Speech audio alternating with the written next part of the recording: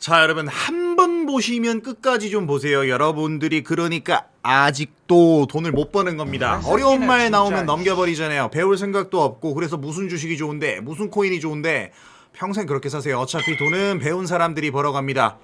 시작하겠습니다.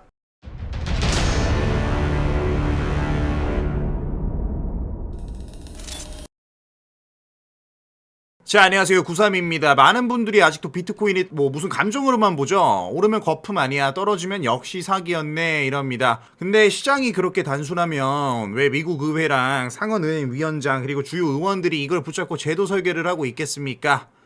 그쵸? 그래서 기사 먼저 다루기 전에 지니어스 법안이랑 클래리티 법안 먼저 알려드릴게요. 어려운 용어 나왔다고 돌리는 분들은 그냥 죄송합니다.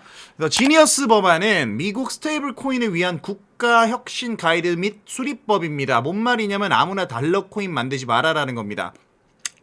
정부가 허락한 은행이나 기관만 디지털 달러를 찍어낼 수 있게 허가증을 주는 법이죠. 즉 우리가 알고 있는 테더 그리고 서클 25년 7월에 통과돼서 시행 중인 법안입니다. 두 번째 클래리티 법안은 디지털 자산 시장 명확성법. A라는 코인이 증권이면 SEC가 관리하고 상품이면 CFTC가 관리하도록 선을 긋습니다. 이게 중요한 게 아니라 여러분들 막말로 리플이 그래서 증권인지 코인인지 관심 있으십니까? 없죠. 그러니까 얘가 올라 안 올라 이게 궁금하잖아요. 클래리티 법안이 통과돼야 제도권 돈이 들어오는 거니까 그냥 통과되면 장기적 대호재로 생각하시면 되겠습니다. 자, 본론으로 가보면서 이야기할게요.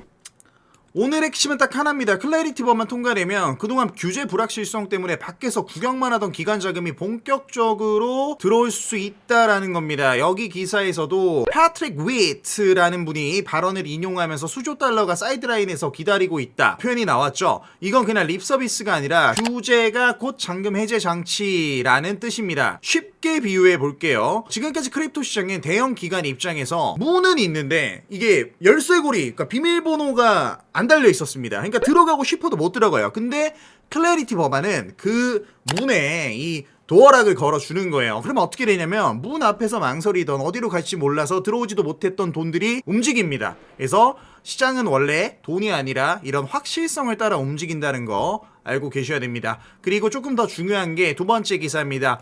팀 스콧 상원은행 위원장이 공화당과 민주당 양측 모두 초당적 지지 의사를 확인했다고 밝혔습니다. 지금 입법을 막는 마지막 장애물은 정당 싸움이 아니라 업계 내부 이해관계 조율이라는 거예요. 이 말은 무슨 뜻이냐면 판이 뒤집히는 단계가 아니라 이미 뒤집혀져 있었고 막판 디테일 조정 단계에 들어왔다는 뜻입니다. 이건 제 생각인데요. 시장은 법안이 완벽하게 통과된 날에만 움직이지 않습니다. 오히려 통과 가능성이 구조적으로 높아졌다는 신호에 먼저 반응하는데, 여러분 생각해보세요. 여러분이 부동산 계약할 때도 잔금 치르는 날 갑자기 마음이 정해지는 게 아니라 이미 가계약 단계에서 할지 말지 난 이미 할 건데? 분위기 다 정해지잖아요. 지금이 딱 그 구간이라는 겁니다. 자, 여기 보시면은 그래서 이 법안을 이 로미스라는 누님 분께서 타협이 필수, 빨리빨리 해라 라고 하면서 빨리 진도 좀 빼자고 합니다. 미국에서 규제하면은 너 하지 마! 인데 지금 이야기가 나오는 건 어디까지 허용하지? 입니다. 자, 이미 부모님은 여러분들에게 야, 민서가 오늘 저녁 먹기는 꼭 저녁 먹기 전까지는 꼭 돌아와야 한다 라고 한다고요. 그러니까 엄마 입장에서 놀다 오는 건 좋은데 근데 몇 시까지 어디까지 허용해 주지? 이런 단계라는 겁니다. 지금 미국이 이렇다라는 거는 이미 코인 시장이 제도권 안으로 편입이 됐다라고 보시면 되겠습니다. 자, 미국 클래리티 법안 수정안이 공개되면서 서클 주가가 하락했습니다. 하지만 시장은 서클에게 장기적으로는 긍정적인 영향을 줄 수 있다라고 합니다. 그리고 요 코인베이스가 무슨 계약인지 몰라도 서클에서 USDC의 이자를 가져가고 있었습니다. 그러니까 서클이 삥 뜯기고 있던 거죠. 근데 이자 지급이 이제 금지가 되면 서클에서 더 유리한 위치를 차지할 수 있다라는 겁니다. 주지 말래. 미국에서 주지 말래. 나 안 줘. 나라에서 주지 말래. 안 줘. 이렇게 되면은 돈이 굳겠죠. 그렇게 됐을 때 기업 가치가 570억 달러, 113조 원까지도 커질 수 있다라고 합니다.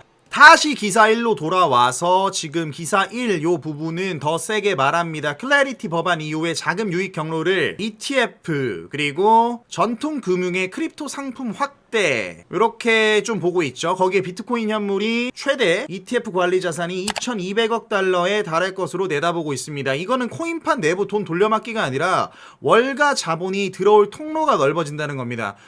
여기서 중요한 거는 가격이 아니라 성격이에요. 단타 자금은 들어와도 흔들리고 나가버립니다. 근데 제도권 돈은 다르죠. 들어오면 리밸런싱하고 편입하고 운용 규정 만들고 장기 보유합니다. 즉 비트코인의 가격만 바꾸는 게 아니라 시장 체제 자체를 바꿔버린다는 거예요. 자, 여기 자막 띄워주세요. 우리 편집자분. 자, 스테이블 코인, 토큰화, ETF, 비트코인.